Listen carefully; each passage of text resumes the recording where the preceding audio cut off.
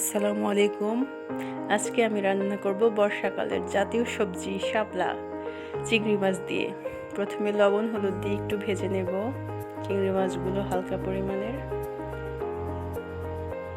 ভেজে তারপরে শাপলা ভেজে নেব। রান্না করতে বেশিক্ষণ লাগে না। এখন চিংড়ি মাছগুলো আলাদা একটা পাত্রে তুলে নিচ্ছি। তারপরে পেঁয়াজ, সাথে অল্প একটু রসুন দিয়েছি, এগুলো ভেজে নেব। তারপরে এর মধ্যেই শাপলা দিয়ে দেব।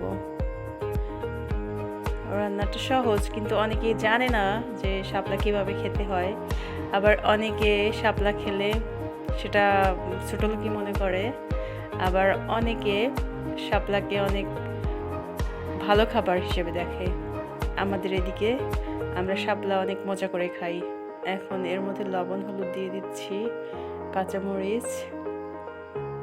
কিছুক্ষণ নাড়াচাড়ার পরে শাপলা কমে যায়। প্রথমে যত বেশি মনে হয়, আসলে অত বেশি না।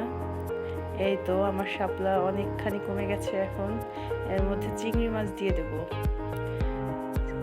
যে পরিমাণ চিংড়ি ভেজে রাখছিলাম, বেশি না, অল্পই দিয়েছি, যেহেতু আমার ভাজি কমে গেছে। তো রেডি আমার শাপলা।